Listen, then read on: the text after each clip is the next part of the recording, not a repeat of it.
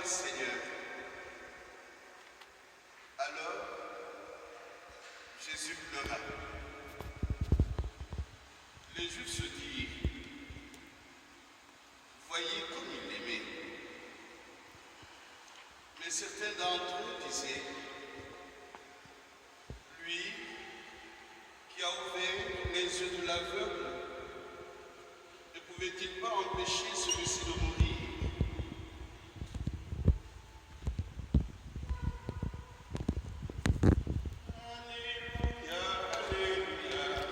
Alléluia, Alléluia, Alléluia, Alléluia, Alléluia, Alléluia, Alléluia, Alléluia, Alléluia, Alléluia, Alléluia, Alléluia.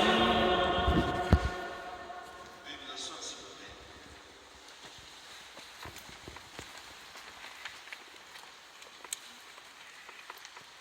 Frères et sœurs,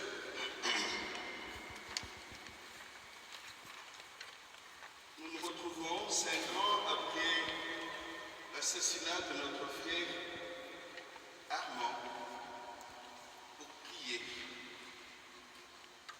En priant pour lui, nous pensons à ces autres fils et filles de notre peuple qui meurent chaque jour. Plusieurs d'entre eux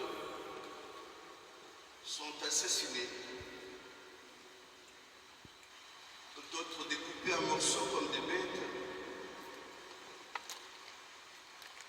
Nous retrouver pour prier, c'est aussi questionner notre lutte,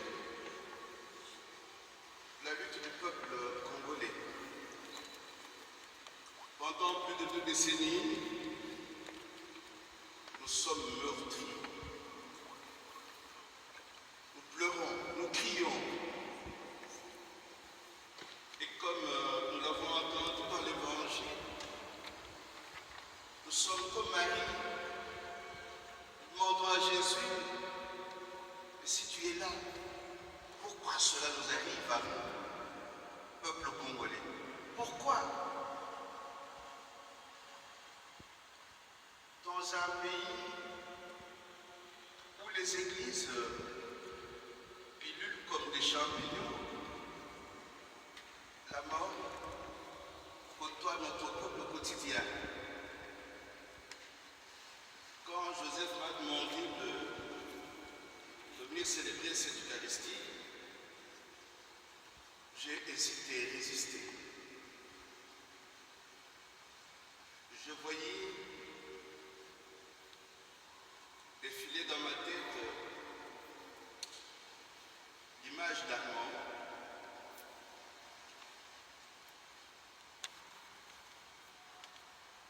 couché, découvert du drapeau congolais.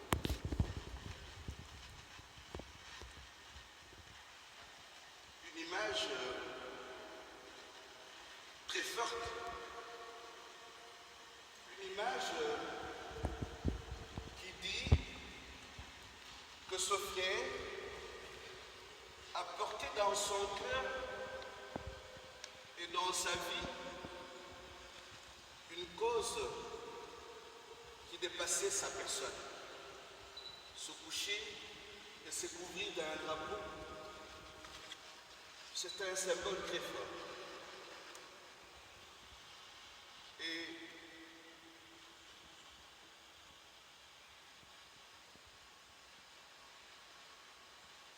il ne s'est pas contenté de se coucher, de se couvrir d'un drapeau. Il a osé, comme David, affronter Goliath main nue.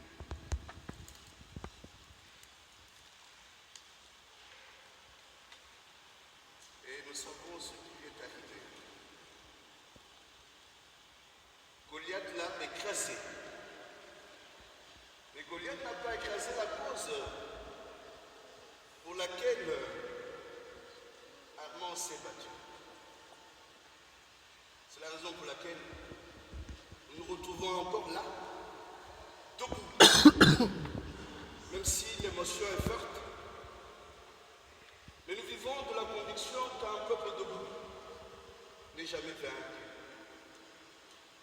même si aujourd'hui nous sommes plus des millions à pouvoir soutenir cette lutte, ces minorités qui y croient encore se disposent à aller jusqu'au bout.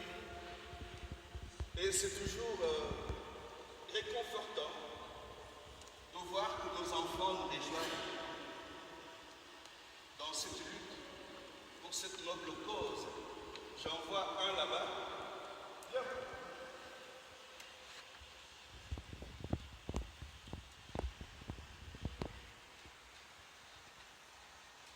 Qui, comme Armand, porte le Congo.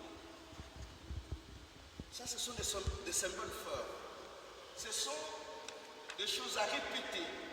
Nous devons pouvoir leur dire que quand ils ne nous auront pas tous exterminés, eux devront continuer la lutte. Cette lutte, contrairement à ce que nous pensons, elle est difficile et compliquée.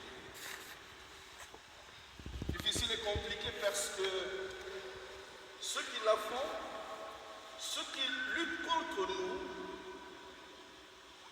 n'ont rien à voir avec la vie humaine. Ce sont des vampires. Ils vivent et boivent le sang humain. Ce qui importe pour les vampires, ce n'est pas nos petites vies, encore que nous sommes des Noirs.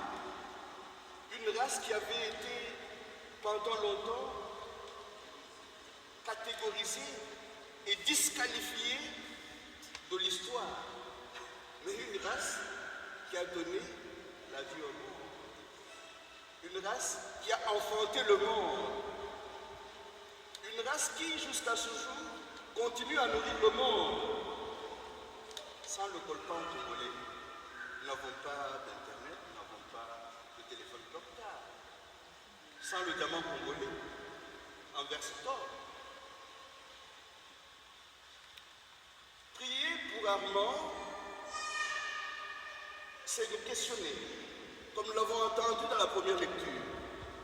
Qu'est-ce qui restera de nous quand nous ne serons plus de ce monde?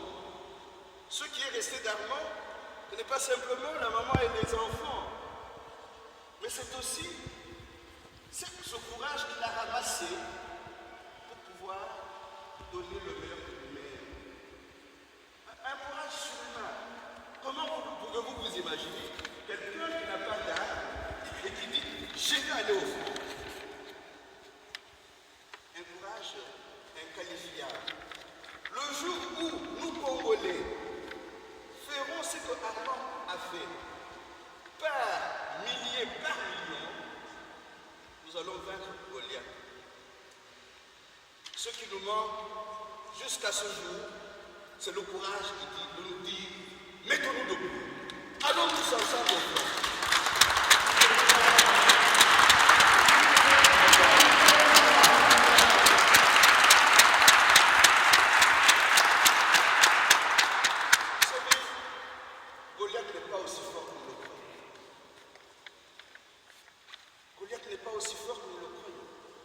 Nous avons vu le 19, le 20, le 21 janvier 2015, nos fils et nos filles dans la rue.